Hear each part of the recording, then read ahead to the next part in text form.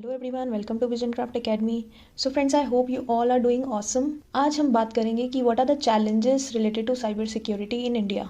What are different issues related to cyber security in India, यानी कि India में कौन कौन से चैलेंजेस हैं साइबर सिक्योरिटी के रिस्पेक्ट में, कौन कौन से इश्यूज़ हैं साइबर सिक्योरिटी के रिस्पेक्ट में। आज हम उस पर चर्चा करने वाले हैं फ्रेंड्स। आई होप कि आप क्रोनोलॉजिकल ऑर्डर में ही इस सीरीज़ को देख रहे होंगे, बिकॉज अगर आप क्रोनोलॉजिकल ऑर्डर में ये सीरीज़ नहीं एक्सप्लोर करें तो डेफिनेटली आपको कुछ कुछ चीज़ें बिल्कुल भी समझ में नहीं आएंगी। तो इसीलिए माय रिकमेंडेशन वुड बी पहले डिजिटल इंडिया वाली प्लेलिस्ट को एक्सप्लोर कर लीजिए, उसके बाद साइबर सिक्योरिटी वाली प्लेलिस्ट को देखिएगा एंड सीक्वेंस में देखिएगा। उसके लिए वीडियो के थंबनेल्स में आपको प्रॉपर सीक्वेंस भी मिल जाएगा, 1 2 3 4 करके मेंशन किया हुआ है हर वीडियो में।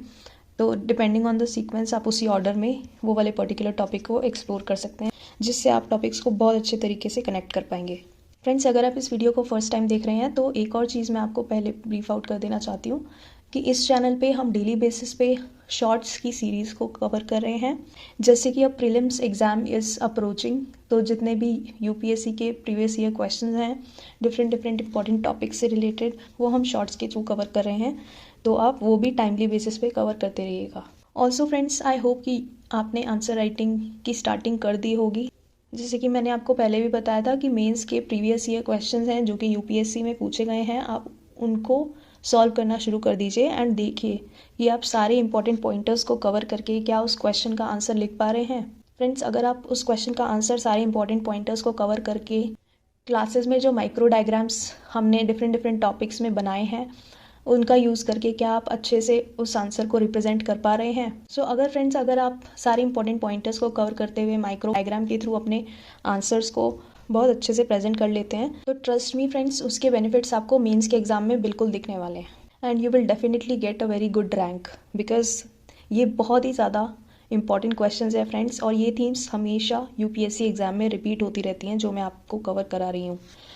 तो चाहे आप यूपीएससी मेंस में क्वेश्चंस को ले लीजिए या फिर आप ऐसे राइटिंग को ले लीजिए, डेफिनेटली ये वाली जो सीरीज़ है ना वो आपको बहुत ज़्यादा आउटपुट देने वाली है फ्रेंड्स। साथ साथ में प्रॉपर टाइम पे रिवीजन करते रहिए, नोट मेकिंग करते रहिए, आंसर राइटिंग की प्रैक्टिस करते रहिए और definitely friends you will be able to reap the benefits out of this.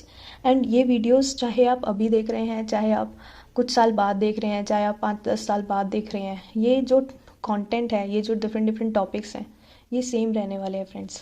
तो बेसिक कॉन्सेप्ट बिल्कुल भी चेंज नहीं होने वाला। तो डेफिनेटली आप इन वीडियोस को किसी भी टाइम पे फॉलो कर सकते हैं विदाउट एनी सेकंड थॉट। बस फैक्ट्स रिलेटेड चेंजेस आपको करने पड़ेंगे। फैक्चुअल इन्फॉर्मेशन है वो डिपेंडिंग ऑन टाइम चेंज होती रहती है, तो दैट इज़ वेरी डायनेमिक। और एंड जब आप न्यूज़पेपर रीडिंग करते हैं ना तो definitely you will get lot of facts friends, तो उसका यूज़ आप कर सकते हैं along with this content to reap the benefit. तो चलिए friends, without any further delay let's get started. तो फ्रेंड्स, जैसे कि आप माइक्रो डायग्राम में देख पा रहे हैं, the very first challenge is digital illiteracy and lack of awareness. तो फ्रेंड्स देखिए, लोगों को ना पता नहीं है कि किस प्रकार से वो अपने कंप्यूटर सिस्टम को सुरक्षित बना सकते हैं। जैसे कि आपको पता है डिजिटल युग चल रहा है एंड नई टेक्नोलॉजिकल एडवांसमेंट होती रहती है फ्रेंड्स। तो उस केस में ना digital literacy is very important.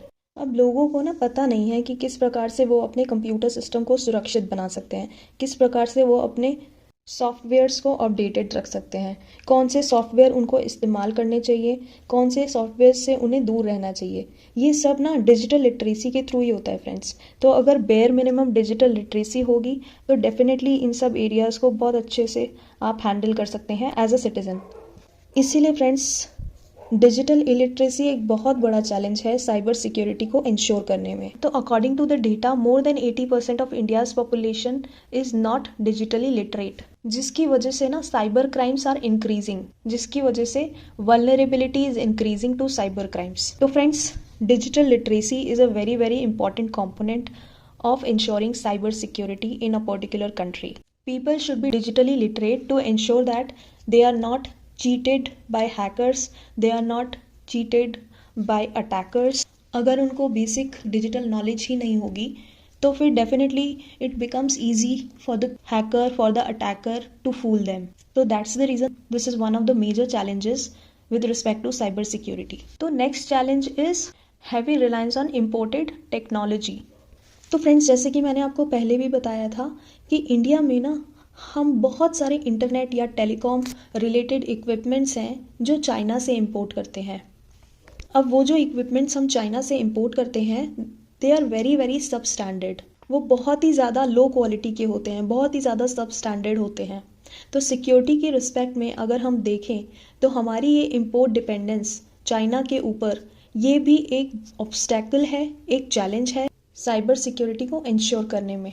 Friends, एक और चीज़, इंडिया में कोई रोबस्ट सर्टिफिकेशन मैकेनिज्म नहीं है इंपोर्टेड इक्विपमेंट्स के लिए। ठीक है, होना क्या चाहिए कि अगर हम कोई चीज़ इंपोर्ट कर रहे हैं ना रिलेटेड टू टेक्नोलॉजी, तो एक प्रॉपर रोबस्ट सर्टिफिकेशन मैकेनिज्म होना चाहिए इन इंपोर्टेड इक्विपमेंट्स के लिए, ताकि हम ये देख सके कि ये इक्विपमेंट्स जो हैं, are they compliant to cyber security safety standards. तो this is also one of the challenge कि इंडिया के पास एक प्रॉपर मैकेनिज्म नहीं है इंपोर्टेड टेक्नोलॉजी, इंपोर्टेड इक्विपमेंट्स को सेफ्टी स्टैंडर्ड्स के अकॉर्डिंग कॉम्प्लायंस चेक करने का। ठीक है, तो इसीलिए सब standard devices and imported devices are a big threat to India cyber security. They are a big obstacle to India cyber security. तो like electronics, IT and telecom equipments, due to lack of indigenous R&D and manufacturing, it directly poses threat to national security. And also there is no robust certification mechanism of imported equipments to ensure compliance to cyber security safety standards. So friends, this is one of the biggest obstacle to ensure cyber security in India. Next challenge is lack of adoption of new technology. तो जैसे कि आपको पता है, digital युग में नई नई टेक्नोलॉजीज़ आती रहती हैं, लेकिन उस लिहाज से अगर हम देखें साइबर सिक्योरिटी के कॉन्टेक्स्ट में, साइबर सिक्योरिटी डोमेन से रिलेटेड हम नए सॉफ्टवेयर्स नहीं डेवलप कर पाते, हम नए प्रोटोकॉल्स नहीं जारी कर पाते टाइम टू टाइम। तो इसीलिए there is a reluctance of adoption of new technology. हालांकि टेक्नोलॉजिकल एडवांसमेंट बहुत अच्छा है, धीरे धीरे we are technologically advancing, we are growing, but क्या उस टेक्नोलॉजी का एडॉप्शन साइबर सिक्योरिटी डोमेन में हो रहा है? क्या हम अच्छे अच्छे सॉफ्टवेयर्स बना पा रहे हैं to ensure cyber security in India? तो ऐसा नहीं है फ्रेंड्स। तो that is the reason this is one of the biggest challenges when we talk about cyber security specifically. Then next challenge is lack of uniform standards. अलग अलग devices के द्वारा अलग अलग स्टैंडर्ड्स को फॉलो किया जाता है। There is no uniform standard that is existing today. तो इसकी वजह से क्या होता है, अलग अलग डिवाइसेस अलग अलग स्टैंडर्ड्स को फॉलो करते हैं, तो एक यूनिफॉर्मिटी नहीं आ पाती है with respect to cyber security. इसीलिए फ्रेंड्स, अगर अलग अलग डिवाइसेस के द्वारा सिमिलर यूनिफॉर्म स्टैंडर्ड्स फॉलो किए जाएंगे तो साइबर सिक्योरिटी को और बेहतर तरीके से इंश्योर किया जा सकता है। Next challenge is lack of adequate human resources. तो देखिए फ्रेंड्स, जैसे कि मैंने आपको बताया था when we were covering the facts of digital India कि there is a lack of cyber security professionals in India, है ना। तो अगर आपने वो डिजिटल इंडिया में फैक्ट्स वाली वीडियो को एक्सप्लोर नहीं किया है तो एक बार जाके उसको रेफ़र कर लीजिए। उसमें मैंने आपको प्रॉपर डेटा पॉइंट्स के थ्रू ये एक्सप्लेन किया है। तो फ्रेंड्स देखिए, बहुत सारी वैकेंसीज़ खाली रहती हैं साइबर सिक्योरिटी पर्सनल की। अगर हम इंडिया की बात करें तो आपको याद होगा साइबर सिक्योरिटी पॉलिसी लाने के टाइम कहा ये गया था कि हम 5 लाख वर्कफोर्स को तैयार करेंगे, ट्रेन करेंगे, साइबर सिक्योरिटी से रिलेटेड स्किल डेवलपमेंट करेंगे, लेकिन अनफॉर्चुनेटली ऐसा अभी तक हो नहीं पाया है। तो this is also one of the biggest challenges अगर हम साइबर सिक्योरिटी की बात करें तो। इनएडिक्वेट कैपेसिटी बिल्डिंग की भी बात आप यहाँ पे कर सकते हैं, that we are having inadequate capacity building law enforcement officers like police, judicial officers etcetera and so on. Then second could be shortage of trained officers, है ना, in creating and breaking encrypted platforms as well as using digital networks for intelligence gathering. तो इस चीज़ को भी आप इसमें highlight कर सकते हैं। सो फ्रेंड्स, अब नेक्स्ट चैलेंज की बात करते हैं। Next challenge is anonymity. तो अब देखिए, जैसे दूर देश में बैठा कोई इंसान इंडिया की किसी इम्पोर्टेंट वेबसाइट को हैक कर लेता है या फिर किसी भी तरीके से साइबर सिक्योरिटी से रिलेटेड कोई भी नुकसान पहुंचा देता है फ्रेंड्स, इंडिया से दूर बैठे बैठे, तो पता नहीं लगता किसने साइबर अटैक किया है। अब कुछ केसेस में क्या होता है, IP एड्रेस से ट्रैक किया जा सकता है उस पर्सन को, उस हैकर को, बट काफ़ी बार क्या होता है वर्चुअल प्राइवेट नेटवर्क डिवाइसेस का यूज़ होता है फ्रेंड्स। वीपीएन डिवाइसेस का यूज़ होता है। वीपीएन डिवाइसेस का इस्तेमाल किया जाता है, मतलब कि आईपी एड्रेस को चेंज कर दिया जाता है अलग अलग डिफरेंट सॉफ्टवेयर्स का यूज़ करके। तो पता नहीं लग पाता कि ये साइबर अटैक किसने किया है, पता नहीं लग पाता कि किसने साइबर अटैक को अंजाम दिया है। इससे बहुत सारे लोग एनकरेज होते हैं फ्रेंड्स, उनको लगता है हम कुछ भी करेंगे पकड़ में तो आएंगे नहीं। तो ये एक बहुत बड़ा चैलेंज है साइबर सिक्योरिटी को इंश्योर करने में। This is also one of the challenges to ensure cyber security in India. Next challenge is absence of nodal body for coordination. अब देखिए, जैसे कि मैंने आपको बताया था कि साइबर सिक्योरिटी से रिलेटेड गवर्नमेंट की डिफरेंट डिविजन्स हैं, गवर्नमेंट की डिफरेंट बॉडीज़ हैं जो कि हमारे देश में साइबर सिक्योरिटी को इंश्योर करने के लिए काम करती हैं, लेकिन उनके बीच में कोऑर्डिनेशन देखने को बिल्कुल भी नहीं मिलता है फ्रेंड्स। देखिए, मल्टीपल स्टेक होल्डर्स जैसे कि NTRO, NCIIPC, NCCC, देन सर्ट-इन हो गया आपका, NIC सर्ट हो गया, नेशनल साइबर सिक्योरिटी कोऑर्डिनेटर हो गया, CIS डिवीज़न हो गई, है ना। इस तरीके से बहुत सारे स्टेक होल्डर्स हैं जो साइबर सिक्योरिटी को इंश्योर करते हैं, बट ऑल इन ऑल अगर हम ओवरऑल पर्सपेक्टिव से देखें तो they are lacking in coordination friends. तो ये भी एक चैलेंज है साइबर सिक्योरिटी का, ये भी एक चैलेंज है साइबर सिक्योरिटी को इंश्योर करने के लिए। नेक्स्ट, अगर हम लीगल फ्रेमवर्क्स की बात करें, अगर हम लीगल सिस्टम्स की बात करें, तो देखिए जो साइबर सिक्योरिटी पॉलिसी है जो 2013 में लाई गई थी, जिसके बारे में मैंने आपको डिटेल में समझाया भी था, that is only simple statement of principles friends. उसमें कहीं भी ये नहीं बताया गया है कि इसको अचीव कैसे किया जाएगा। हम बात कर रहे हैं कि ये करना है, वो करना है ना, we know what to do, but there is no comprehensive mechanism to define how to operationalize cyber security, है ना। वी कैन से कि हमारे पास 10 चीज़ें हैं जो हम कर सकते हैं, बट जब तक उन 10 चीज़ों पे काम नहीं होगा, जब तक उन 10 चीज़ों को एग्जीक्यूट नहीं किया जाएगा, जब तक उन 10 चीज़ों को ऑपरेशनलाइज नहीं किया जाएगा, तब तक एक्सपेक्टेड आउटकम आना बहुत ही ज़्यादा मुश्किल है। इसीलिए this is also one of the challenges with respect to cyber security in India. अगर हम इंफॉर्मेशन टेक्नोलॉजी एक्ट की बात करें जो 2000 में इंट्रोड्यूस किया गया था, तो उसकी प्रॉब्लम क्या है कि उसमें हमें अलग अलग साइबर क्राइम्स की जानकारी नहीं दी गई फ्रेंड्स।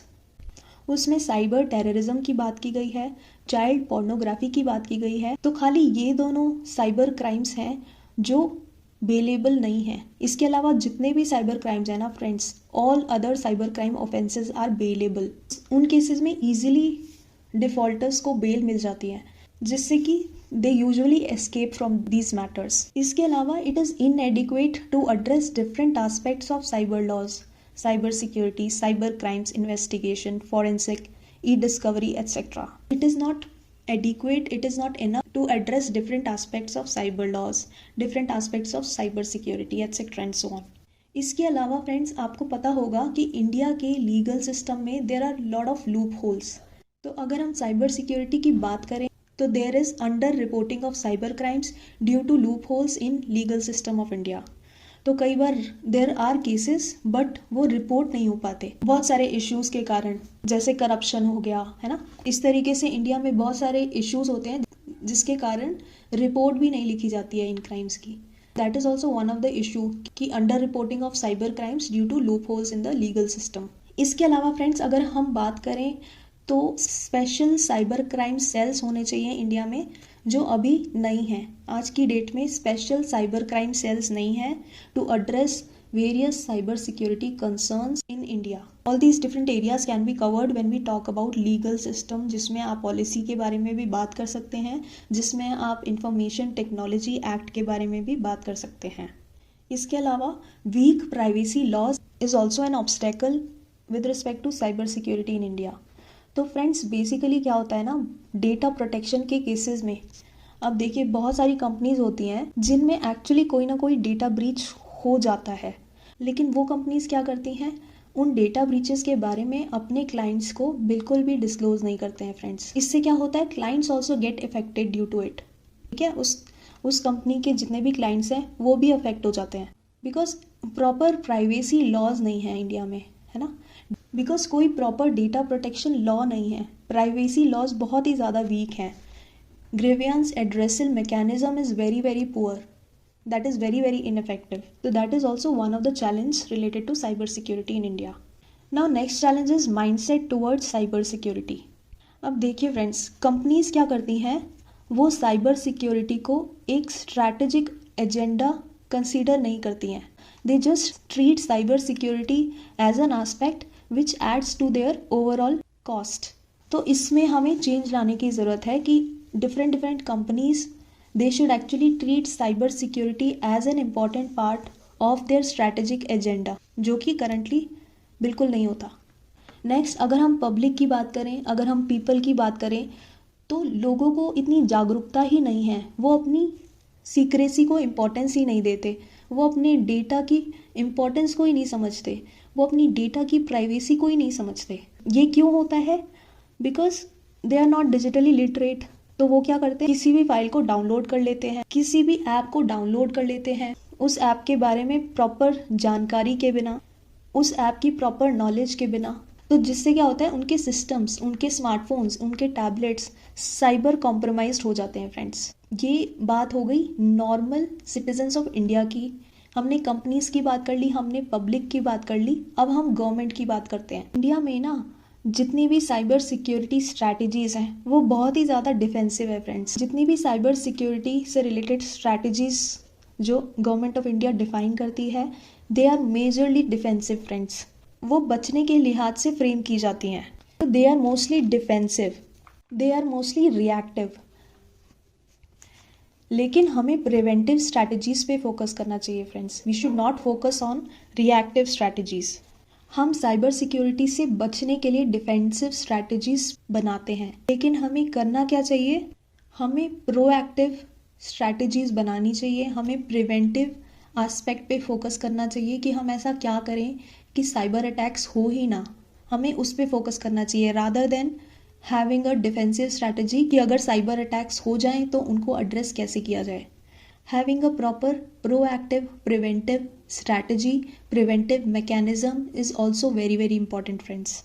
ठीक है, तो ये बात हो गई माइंडसेट की साइबर सिक्योरिटी को लेके कि कंपनीज क्या करती हैं, पब्लिक क्या करती है एंड गवर्नमेंट क्या करती है फ्रेंड्स. तो you can talk about all three of them. अब नेक्स्ट चैलेंज की बात करते हैं. Next challenge is lack of international cooperation. तो फ्रेंड्स, जैसे कि मैंने आपको साइबर स्पेस जब पढ़ाया था तब मैंने आपको ये बताया था कि every country cyber space is a part of global cyber space, है ना. तो इंडिया ने ना अभी तक, India has not signed any cyber crime related international convention despite trans border nature of cyber crimes. जबकि इंडिया को ऐसा करना चाहिए. इंडिया को इंटरनेशनल कन्वेंशन में पार्टिसिपेट करना चाहिए. साइबर क्राइम से रिलेटेड अलग अलग इंटरनेशनल कन्वेंशन में, इंटरनेशनल फोरम्स में अपना पार्टिसिपेशन दिखाना चाहिए. बिकॉज जब आप इंटरनेशनल फोरम्स में अपना एंगेजमेंट बढ़ाते हैं ना एज अ कंट्री, तो आपको बहुत कुछ सीखने को मिलता है कि बाकी कंट्रीज़ में एक्चुअली ऑन द ग्राउंड क्या चल रहा है, वो वाली कंट्रीज़ कैसे डील कर रही हैं, वो वाली कंट्रीज़ साइबर सिक्योरिटी को कैसे इंश्योर कर रही हैं. तो उससे रिलेटेड बहुत सारी लर्निंग्स आपको इन इंटरनेशनल फोरम्स में मिलती है फ्रेंड्स.